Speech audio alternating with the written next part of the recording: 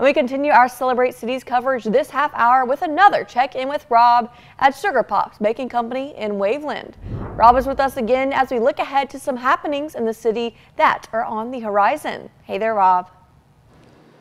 Hey, good morning, Ansley, and good morning, South Mississippi. Yes, we are in Waveland, Mississippi, Sugar Pop Baking Company. And folks, we've got our host coming up in just about a half an hour. Cannot wait to introduce this lovely young lady to you, including her passion and a couple of Food Network appearances as well. But again, we're live in Waveland. And folks, look, if you come over to Bay St. Louis, I know that's one of the happening spots, right? Old Town Bay St. Louis area with the bars, the little shopping, and the get together, especially on the weekends, where they seem to be having something or another every weekend. All you have to do is stay on Highway 90, come a little bit further west. And when I say a little bit further west, I'm talking about 5 minutes west. It is not a monumental drive at all. Waveland has really rebounded. They were one of the communities that took a little bit longer to get back to speed after Katrina, but they are blossoming. Driving through the area right now, it's like I have never seen Waveland before, and I have. I'm just saying it is practically brand new. So we're going to introduce our host to you coming up in just a little bit, but right now we're going to retouch on some of the history here in the Waveland community and talk about some of the upcoming events as well. Now, as far as the history goes, I mentioned many years ago, this was back in the early 1800s when the railroad started coming through Hancock County in South Mississippi from New Orleans to Mobile. The sleepy little village, sleepy little town of Waveland was practically non-existent until that occurred, and then that became a regular stop throughout the area, and that's one of the reasons why the Waveland area really blossomed. That was in 1872, rather, when the railroad was completed and we had travel from New Orleans through the area into Mobile. City of Waveland, it was finally incorporated not until 1972. Can you believe that? Waveland was officially not a town or a city until 1972. So we're talking about, what, 52 years ago? That's amazing to me. Population as of 2010 census, 6,436. Now, we have a lot of events here in South Mississippi, and that does include the Waveland community. As a matter of fact, they've got a few things coming up in the near future. For example, June 29th, Saturday, they've got outdoor movie night. This is at 7:30 p.m., and this is at Martin Luther King Jr. Park. They have a weekly farmers market, just like a lot of the areas down here as well. As a matter of fact, they just started about a month and a half ago.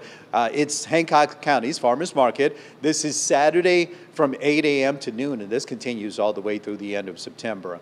Also, we've got a very big holiday coming up, the Independence Day holiday, which is, well, rather 1 week from Thursday, so 9 days away. A couple of days after that, the 6th, they're going to have an American flag retirement ceremony. This is at Waveland, the Waveland Veterans Memorial, 503 Waveland Avenue. July 13th, Blessing of the Classics. This is the inaugural Blessing of the Classics, and this is at Word of Faith Church in Waveland. It's at 103 Old Spanish Trail. Public Arts Summer Camp, that's coming up. That's going to be open up to high school students on the Mississippi Gulf Coast. It is a free 3-day camp held at Studio Waveland. And also, to backtrack just a little bit to Saturday, July 6th, Taylor Heffron is going to be live at Knock Knock, which is at 720 Highway 90 in the Waveland area. So there you go, folks. We've given you a little bit of history, a little bit of how Waveland came about, and a little bit of when it finally became a city. And surprisingly to me, 1972. But then again, you know, there's some smaller areas here that didn't incorporate or become a city until the 70s. A few weeks ago, EJ and I, we were in Diamond Head, and I believe that was 1979. So a lot of younger cities, but that doesn't mean they're young. They've been here for quite a few decades, just being modernized and being incorporated as cities back in the 70s. Again, 1972 for Waveland community. A few outdoor happenings coming up over the next month, so come out and check them out.